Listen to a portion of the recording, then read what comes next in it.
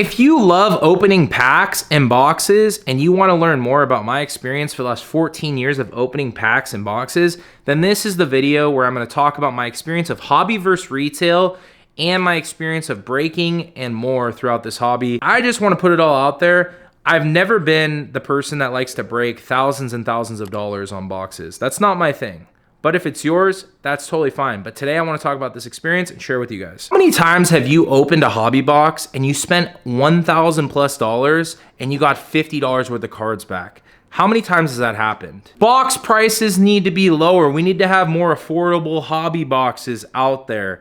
And also, we need game used freaking cards. I want to know what jersey was worn, how many points, how many rebounds, who was guarding Jason Tatum in Game 7 of the Eastern Conference Finals. All right, that's what I want. And I want the hobby to be cheaper so we can all buy boxes and have a good time. Ladies and gentlemen, that's what a perfect world looks like. But you know what? We're gonna talk about hobby boxes and retail and more in this video. And I just wanna hear your guys' opinions, share some of my experiences and kind of tap in here. We're gonna talk about boxes today. Not just any boxes, hobby and retail boxes. Here we go. All right, Doug, I'm going into your coffee. Here we go. This is gonna be the Pawtucket medium roast blend. We're gonna test this out. Here we go, ladies and gentlemen, it is time, the Pawtucket blend. And I'm gonna rate it 1 out of 10, and here we go. Smells interesting.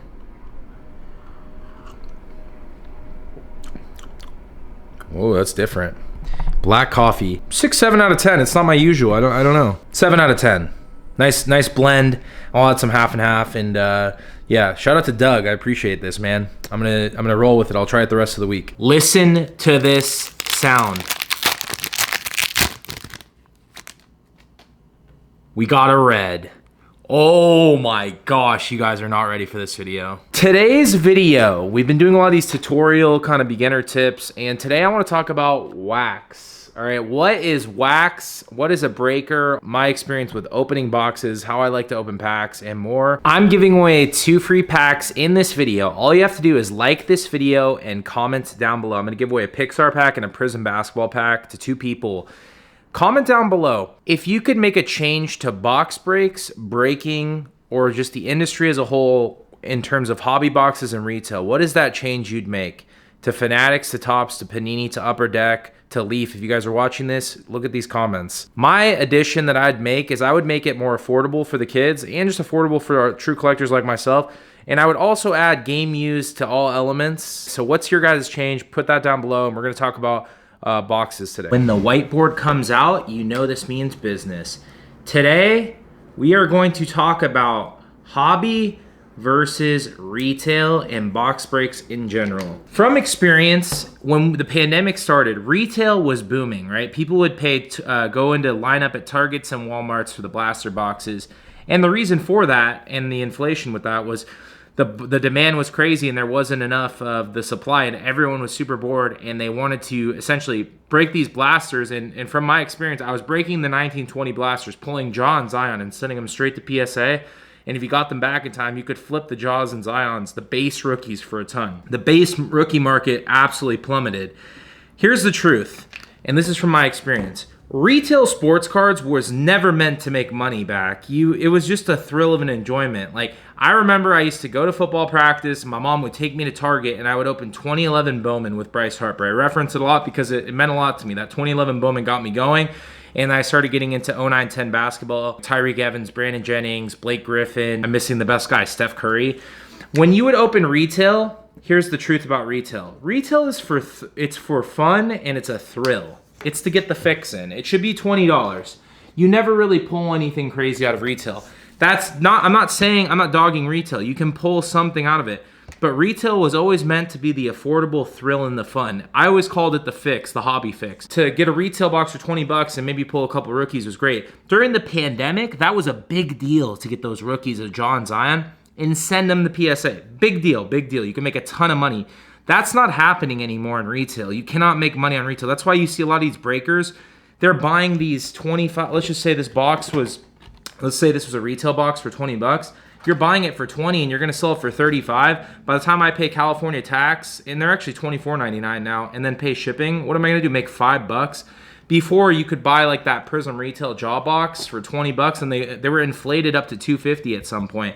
The Jaw Zion draft is looking like a mess right now, I'm just gonna say that, but retail was meant for thrill and for fun, and it was cheap. So it's a thrill and it's fun, it's cheap. There's not really a chase there. There's no money to be made in retail. And I know collectors, right? Let's talk about the collectors. So I'm addressing people that think you can make money off retail.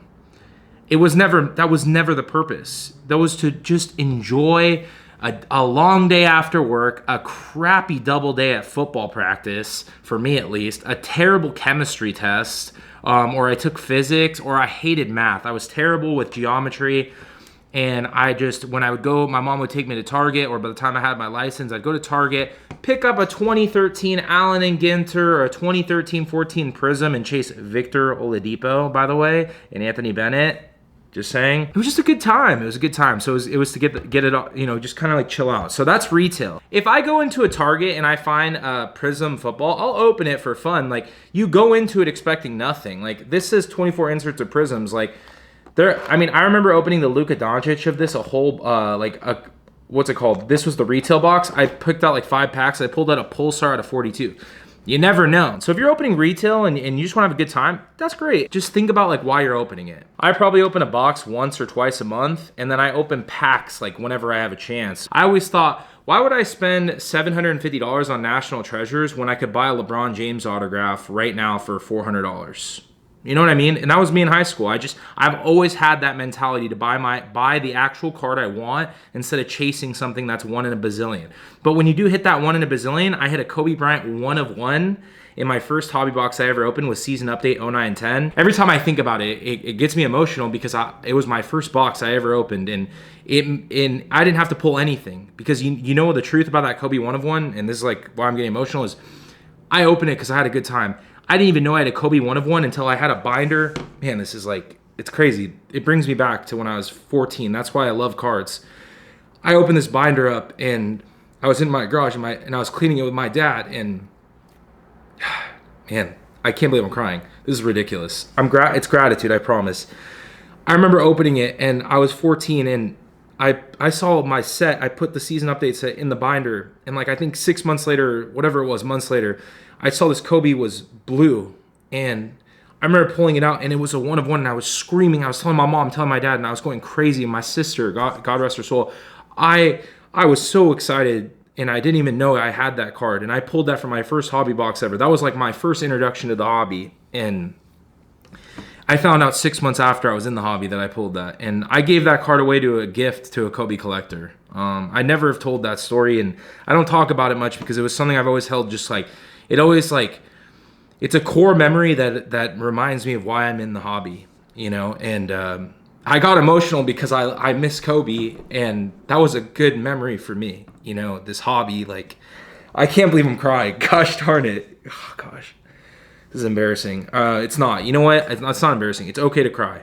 I'm going to emphasize something I talk about in meetings. It's okay to cry. It's tears of gratitude. Like my friend Al says, this hobby changed my life, man. Anyway, let's talk about hobbies. So that's the thing, man. Like, you guys that are in this hobby, like, you'll remember all this stuff. Like, I have core memories that just mean the world to me, and it could be from boxes, it could be from trades, interactions. You never know what you're gonna get, and you never know what's gonna bring you joy and what's gonna bring someone else joy.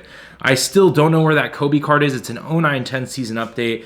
It's a 1 of 1. If anybody ever finds that card, it's 1 of 1. It looks like a base card.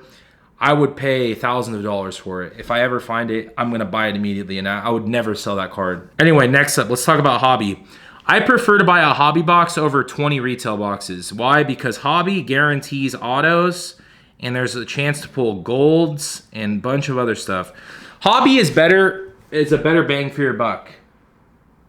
You can save up, and you save up $300 to buy a retail box, like 20 retail boxes, and you keep going to Target, or just save your money and go and buy a hobby box. If you're wondering what box should I choose, I've always picked PRIZM, but some people think PRIZM's overrated, so you might go with a Goodwin Champions, where you can pull like an RPA of Coco Gauff, or you know, someone like that. Or soccer people, like I loved World Cup PRIZM Soccer. Do you know why I opened it? Because I like it. This is going back to collecting what you like and buying what you like.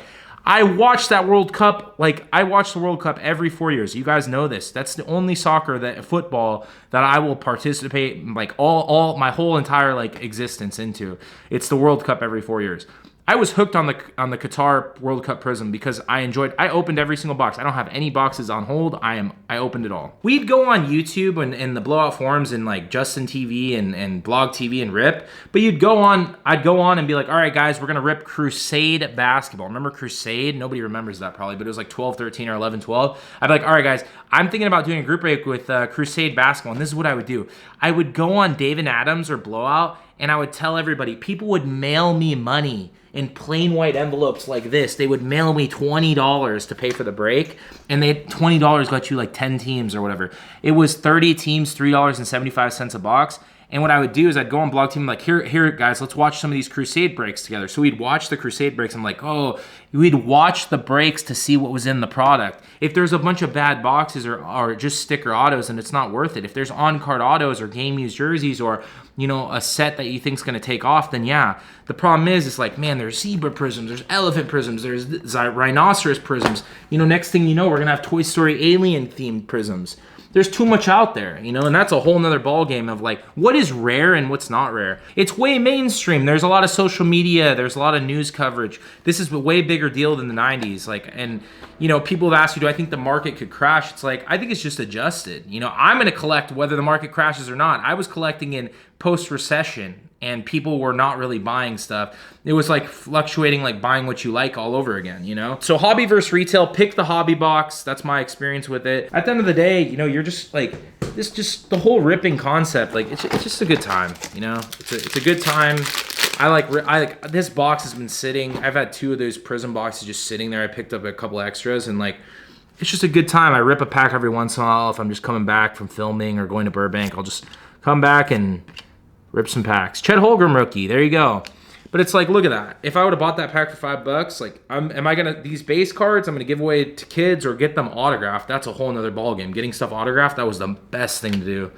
Chet, it might be like $2, you know, $2, $3. It's like, did I make money back? Is there gonna be a black Prism 1-in-1 in this? Probably not, but did I have a good time ripping? Like, yeah, I sleeve them up, I give them out. So I leave you guys with this. If you had to choose, like, do you wanna pay a breaker to break your boxes? Do you wanna open your boxes? That's up to you, right? There's plenty of great breakers. There's legit people out there. Everybody's different. I'm a very non-risk taker when it comes to like wanting to open packs because I've done it. I've done this for 14 years. At some point, I have opened so many boxes when I was younger, and I got to, man, looking back, like I opened like when I pulled Curry autos, it was terrible.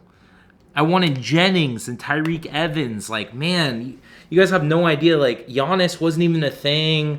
Paul George was a big deal. Jeremy Lin was crazy. I remember this one time I pulled a Jeremy Lin Contenders auto, and it was worth almost $1,000, and I sold it. I was screaming. It was the short print Contenders 1011 auto. The box costs $120. If I'm at a show and I want to rip, I'm gonna rip. I'm gonna rip maybe $100 to $200 worth of wax, if that. If I'm live on Whatnot, I'm gonna rip for you guys. I rip everyone that's joined my Whatnots that's bought boxes with me.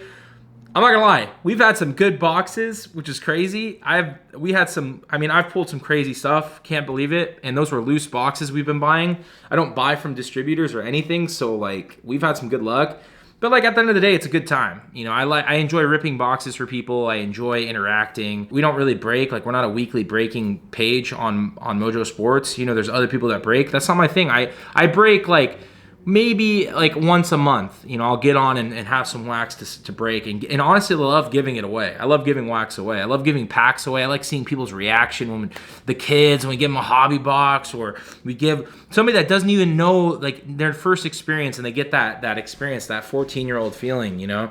You got to pass that forward. Breaking and wax, it's interesting. I don't know if I taught you guys or shared enough experience, but it was just kind of a video I've been wanting to film for a while, talking about wax. You know, just talking about my experiences. At the end of the day, I have my experience. Like, that's the most important thing I think in life, is to have experience. So I utilize that experience and I try to share it with you guys. And if you have different feelings about breaking and wax, put them down below. Talk about, let's get some community dialogue. Like, this is like I think a channel where not only am I able to connect with you guys, but you guys can connect with each other, and we can get this get real stuff out there. Like, no BS, no bad advice. This is content, not drama. Is that what they say? I don't know what those guys say, but it's funny. Whatever. Like, this is content, okay? I'm making a joke. Whatever you end up doing, just enjoy the hobby. Buy what you like. Like, whatever makes you happy. Like, Disney Pixar makes me happy because it's nostalgic. Pokemon makes me happy because it's nostalgic. DeMarcus Cousins makes me happy because I look up to him and he's my favorite player in the NBA. Whatever that is for you, let it hit. And if you guys enjoyed this video, drop a like down below. Don't forget to comment and subscribe. Use my link for my whatnot. You get your first $10 spent. And lastly, Zion case code Mojo10. You get a discount. And I appreciate you guys as always. Thank you guys for watching. We'll talk to you soon. Bye.